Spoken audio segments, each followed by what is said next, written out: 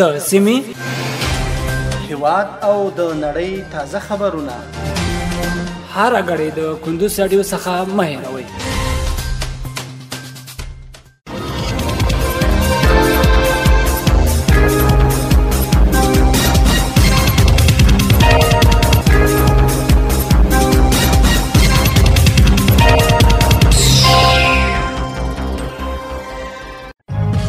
سلامونه د کندوز رادیو درنو اوریدونکو ستړي مشئ د وخت مو بخیر. پام وړم د کندوز رادیو څخه د دې ساعت تازه او مهمو وروستۍ خبرونو ته.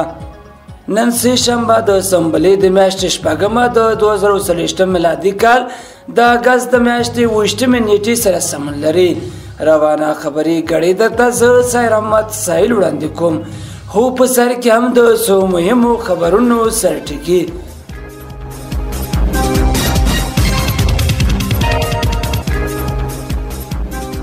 د اسلامي امارات د سیاسي کمیسیون نوبتي غونډه ترسره شوه.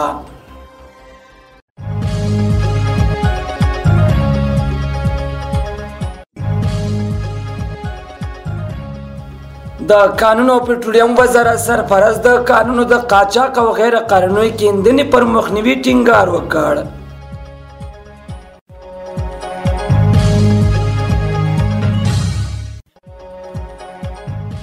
بادغیس کې سبان د 300 کورنیو ته د څښاک اوبه برابرېږي.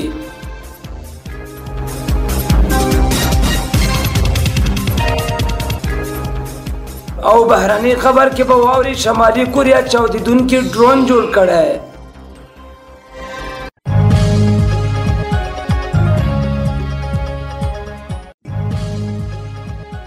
اوس هم بشپړ خبرونه.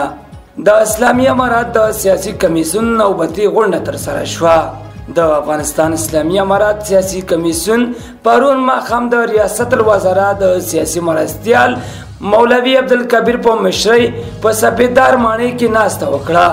ارګ د یوې خبرپاڼې په خپرولو سره ویلي چې په دې ناسته کې د افغانستان او سیمې وضعیت او بدلونونه وارزول شول او د یو شمېر هیوادونو سره د اسلامي امارات د اړیکو په پراختیا او د سیمهییزو پروژو په پلي کېدو خبرې وشوې. په ناسته کې ټینګار وشو چې د افغانستان اسلامي امارات له خپلو ټولو ګاونډي هیوادونو سره د خپلواک هیواد په توګه د متقابل احترام او په ښه ګاونډیتوب د اصل د رعایتولو سره ښې اړیکې غواړي. په ناسته کې همدارنګه د طبیعي پیښو له زیانمن شوي سره د مرستو په انسجام او اړینو خدماتو په وړاندې کولو هم بحث وشو. په دغه ناسته کې د مشرتابه مقام له لوري په ورسپارل شوي موضوعات هم بحث وشو او د یو شمېر مهمو موضوعاتو په اړه لازم تصمیمونه ونیول شول.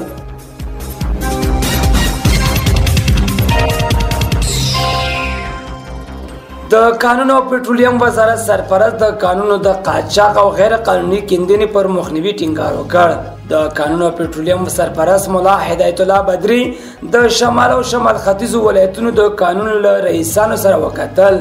د قانون او پټرولیم وزارت په خپره شوي خبرپاڼه کې وویل چې په دغه کتنه کې د یاد رئیسانو د خپلو فعالیتونو او لاسته راوړنو په اړه معلومات ورکړي. د قانون او پټرولیم وزارت په خپره شوي خبرپاڼه کې ویل شوي چې په دې کتنه کې یادو رئیسانو د خپلو فعالیتونو او لاسته راوړنو په اړه معلومات ورکړي او د ریاستونو د کارونو او لارښوونې په موخه یې خپل نظریات وړاندیزونه او ستونزې د وزارت له سرپرست سره شریکې کړي دي.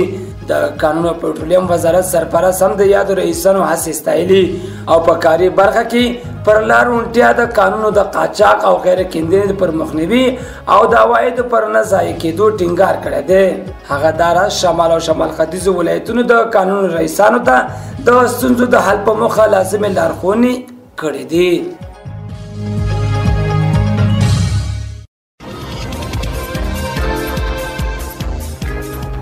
بادغیس کې سبان د 300 کورنیو ته د څښاک اوبه برابرېږي.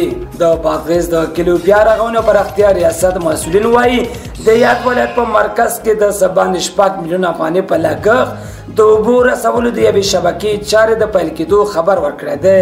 د بادغیس د کلیو بیا رغونې پراختیا رئیس قاری روزي خان منصور رسنۍ ته وویل د دغه شبکې چارې د یاد ولایت د مرکز قلعه نو ښار کې د 6 میلیونه 700,000 افغانۍ په لګښت پیل شوي دي.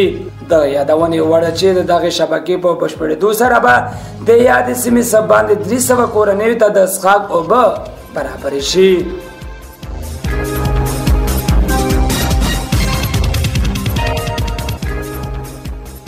او شمالي کوریا چاودیدونکي ډرون جوړ کړی.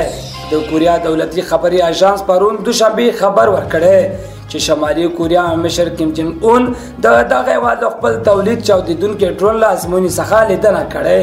د اژانس له لوري خپاره شوي انځورونو کې ښکاري چې د ډرون دغه ازموینه د شمالي کوریا د سرسخت رقیب جنوبي کوریا څخه پر کې 2 ټانک ترسره شوي او چاودنه ورکړل شوې. کیم جن اون د دغه لاسته راوړنې له امله خوښي ښودلې. شمالي کوریا په وروستیو کې د نوي پوځي وسایلو تولید ته پام ډېر کړی او ښایي دلیل یې هم سیمه کې د سیالي هیوادونو لکه امریکا، جنوبي کوریا، جاپان او ځینې نور هیوادونه تحرکات او زیاتوالی وي.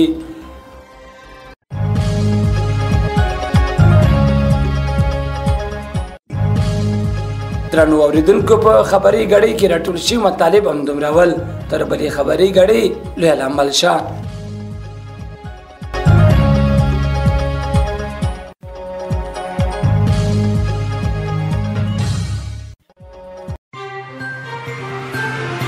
د سیمې، هیواد او د نړۍ تازه خبرونه هر غړۍ د کندوز رادیو څخه مه هېروئ.